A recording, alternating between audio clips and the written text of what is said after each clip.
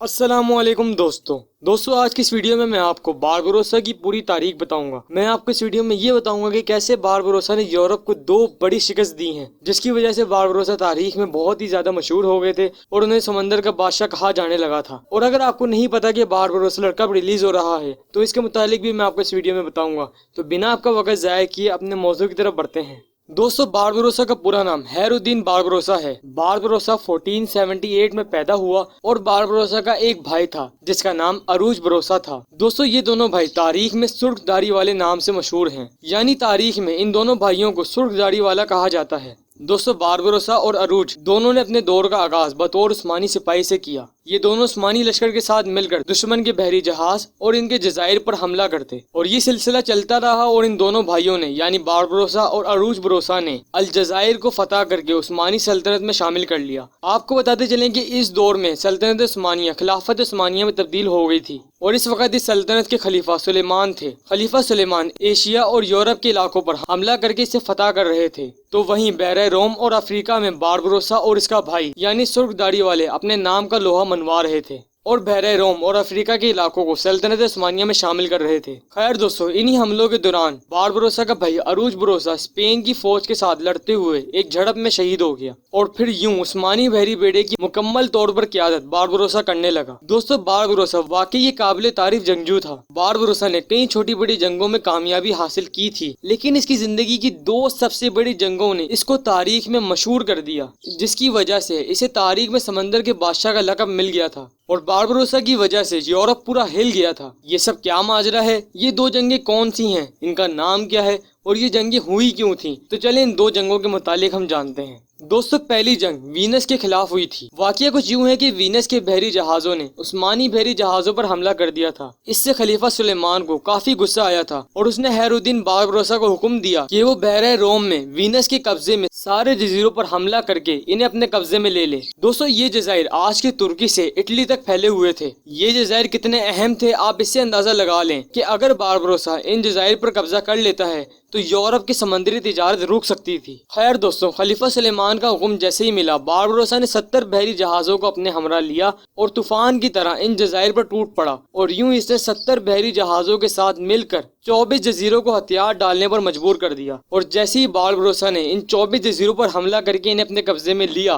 سلطنت عثمانیہ میں شامل کیا، ویسے ہی یورپ میں ہاہاکار مچ گئی، کیونکہ ان پر خطرہ لاحق ہو گیا تھا کہ ان کی سمندری تجارت رک سکتی تھی۔ پورے یورپ میں باربروسا کا نام گونج رہا تھا اور پھر یوں اس بڑے خطرے سے نمٹنے کے لیے ساری یورپی طاقتوں نے اتحاد کر لیا اور پوپ کے حکم پر ایک بحری بیڑا تیار ہوا جس میں 300 بحری جہاز اور 60,000 فوج شامل تھی۔ اس بحری بیڑے کی قیادت مشہور بحری کمانڈر آندرے دوریا کر رہا تھا، جو کہ جنیوا سے تعلق رکھتا تھا۔ دوستو جہاں پر پوپ کے حکم پر یہ بحری بیڑا تیار ہو رہا تھا، وہیں پر اسپین کا بادشاہ باربروسا کو خریدنے کی کوشش کر رہا تھا۔ اس نے باربروسا کو پیشکش کی کہ وہ اسے شمالی افریقہ کے کافی زیادہ ساحلی علاقے دے دے گا، بس باربروسا عثمانی بحری بیڑے کو تباہ کر دے۔ لیکن اس پر باربروسا کا مطالبہ تھا کہ اسے شمالی افریقہ کا پورا ساحل دیا جائے، لیکن اسپین کے بادشاہ کے لیے یہ مطالبہ ناممکن تھا، اسی وجہ سے یہ مذاکرات نہ ہو سکے۔ آپ کو بتاتے چلیں کہ یہ واقعہ یورپی مورخین نے لکھا ہے، تو یہ سب سچ بھی ہو سکتا ہے اور جھوٹ بھی، کیونکہ باربروسا اتنا پاگل نہیں تھا کہ جب اسے دکھ رہا ہو کہ اس کے بغل میں سلطنت عثمانیہ جیسی سپر پاور موجود ہے تو وہ اس کا ساتھ چھوڑ کر اپنے اوپر خطرہ کیوں مول لے گا۔ اور دوسری طرف یہ بھی خطرہ لاحق تھا کہ ابھی تو اسپین کا بادشاہ اسے شمالی افریقہ کے ساحل کے علاقے دے رہا ہے، کل کو اگر اس نے وہ علاقے واپس لینے کے لیے باربروسا پر حملہ کیے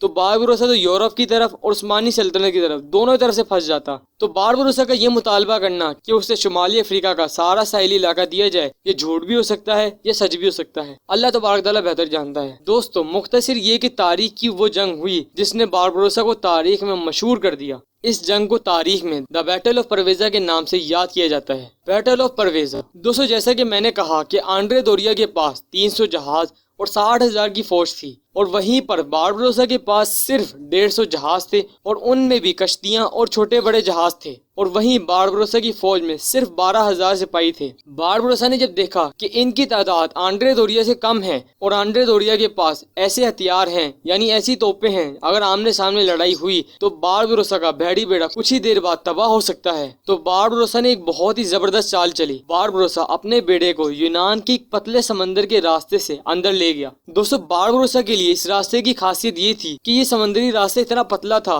कि एक वक्त में सिर्फ एक ही बहरी जहाज यहाँ से गुजर सकता था। तो बारबरोसा ने चाल ये चली कि इस पतले रास्ते से अंदर आकर अपने जहाजों को कुछ यूं तरतीब दी कि अगर आंद्रे दोरिया का कोई जहाज अंदर आए तो वो सारे मिलकर उस पर हमला करें और उसे डुबो दें, और यूं बारबरोसा ये जंग जीत सकता था। ये था बारबरोसा का मंसूबा। खैर दोस्तों, आंद्रे दोरिया जब वहां पहुंचा तो इसने बारबरोसा की चाल को भांप लिया। इसी वजह से इसने आगे बढ़ने की बजाय पीछे जाने का फैसला किया। दोस्तों, आंद्रे दोरिया का फैसला तो अच्छा था, मगर उसने एक बहुत ही बड़ी गलती कर दी। पीछे मुड़ते वक्त आंद्रे दोरिया ने गलती ये की कि वो चाहते हुए भी अपने जहाजों को तरतीब न दे सका और उसके जहाज समंदर में बिखर गए, और वापस जाते वक्त आंद्रे दोरिया अपने जहाजों से काफी आगे निकल गया। और ये सब कुछ जब बारबरोसा ने देखा तो इसने मौके को गनीमत जाना और समंदर के इस पतले हिस्से से बाहर निकलकर एक एक करके आंद्रे दोरिया के बहरी बेड़े के जहाजों को समंदर में डुबोता गया। बारबरोसा आंद्रे दोरिया के बहरी जहाजों पर 3 तरफ से हमला करता था, और ये हमला वो जहाज बर्दाश्त नहीं कर पाते थे और डूब जाते थे। बारबरोसा आंद्रे दोरिया के बहरी जहाजों पर हमला करके इन्हें तबाह कर रहा था, और इसकी खबर आंद्रे दोरिया तक पहुंच गई थी, और उसके कमांडर उसे बार बार कह रहे थे कि यही मौका गनीमत है कि हम बारबरोसा पर हमला करके इसे शिकस्त दे सकते हैं। मगर आंद्रे दोरिया ने वापस जाने से मना कर दिया। अब आंद्रे दोरिया ने वापस जाने से मना क्यों किया? क्या उसे फैसला लेने में देरी हुई है या कोई और बात है? ये तो अल्लाह तबारक तआला ही बेहतर जानता है। अब इस जंग का नतीजा कुछ यूं निकला कि बारबरोसा ने आंद्रे दोरिया के 2 जहाजों को तबाह कर दिया और 7 को कब्जे में ले लिया, और यूं ये जंग सल्तनत उस्मानिया जीत गई। और दोस्तों, इस हार के बाद वीनस ने यूरोप से इत्तेहाद तोड़ दिया, क्योंकि जिसकी वजह से ये जंग शुरू हुई थी उसी ने यूरोप से इत्तेहाद क्यों तोड़ा? तो वाकई कुछ यूं है कि बारबरोसा ने जिन बहरी जहाजों को तबाह किया और जिन पर कब्जा किया उनमें ज्यादातर जहाज वीनस के थे, और इसीलिए उसे आंद्रे दोरिया से नाराजगी थी कि वो वापस उसके जहाजों को बचाने क्यों नहीं गया, और यूं उसने यूरोप से इत्तेहाद तोड़ दिया। यूरोप से इत्तेहाद तोड़ने के बाद वीनस ने सल्तनत उस्मानिया से इत्तेहाद कर लिया और बहरे रोम पर फैले अपने जजीरों पर सल्तनत उस्मानिया का तसल्लुत तस्लीम कर लिया, और यूं बारबरोसा ने 2 बड़ी अहम जंगों में यूरोप को बुरी शिकस्त दी। खैर दोस्तों, बारबरोसा एक बहादुर, निडर और अक्लमंद शख्स था। जैसे कि इस दुनिया का कानून है, जो इस दुनिया में आता है उसने इस दुनिया से जाना भी है, तो बारबरोसा भी 1546 में इस दुनिया से कूच कर गया। दोस्तों, बारबरोसा वाकई तुर्कों का बहादुर, अक्लमंद और निडर कमांडर और जंगजू था। इसी वजह से लोगों को पता चल सके कि बारबरोसा कौन था। तुर्की के नेशनल टीवी TRT ने इस पर ड्रामा बनाया जिसका नाम बारबरोसलर है। ये ड्रामा 16 सितंबर को TRT पर रिलीज होगा, और इस ड्रामे को उर्दू सबटाइटल के साथ कैसे देखना है ये आप मुझसे बेहतर जानते हैं। अगर आपको हमारी आज की वीडियो पसंद आई तो इस वीडियो को लाइक किए बगैर नहीं जाइएगा। इस वीडियो को अपने दोस्तों में भी शेयर करिएगा। Thanks for watching my video. Allah Hafiz. Subscribe जरूर कर दिएगा।